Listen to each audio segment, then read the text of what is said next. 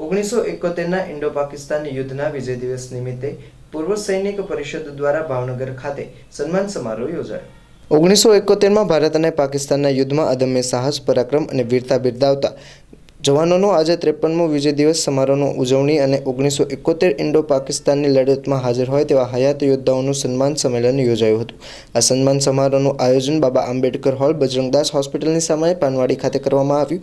આ સમગ્ર કાર્યક્રમ શ્રી પ્રવીણસિંહ ડી ગોહિલના અધ્યક્ષતા હેઠળ યોજવામાં આવ્યું હતું, જેમાં 1971ના ઇન્ડો પાકિસ્તાન લડાઈમાં હયાત હોય તેવા યોદ્ધાઓનું સન્માન કરાયું। આ ઉપરાંત આંખો તથા બીપી અને બ્લડ શુગરની તપાસનું ફ્રી નિદાન કેમ્પ પણ યોજવામાં આવ્યો। કાર્યક્રમના મુખ્ય મહેમાન તરીકે ભાવનગર મહાનગરપાલિકાના કમિશનર શ્રી NV ઉપાધ્યાય સાહેબને આમંત્રણ આપવામાં આવ્યું હતું।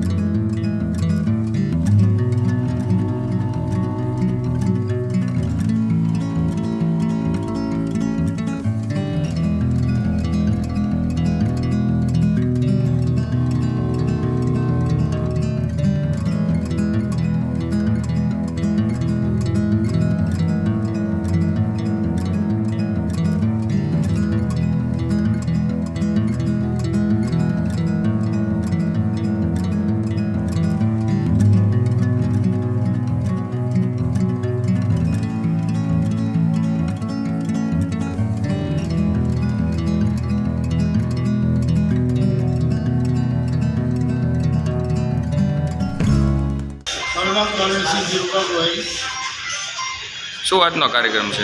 હું ગુજરાત પ્રસંગ સમિતિના મહાનગરના અધ્યક્ષ છું।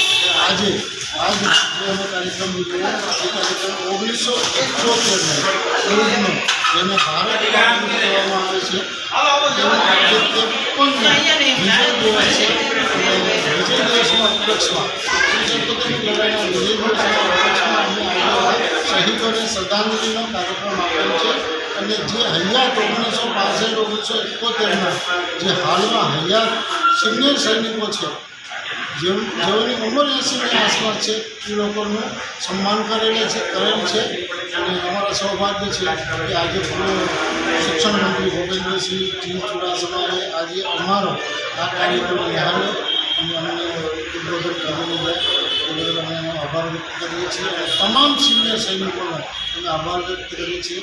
એ સિવાય આજના કાર્યક્રમ સાથે જોડાયેલા 2 હોસ્પિટલ છે, એક આઈ કેર યુનિટ છે અગરવાલ એન્ડ સમાણી સાહેબ આઈ કેર યુનિટ, અને એક બીજી યુનિટ છે BIMS।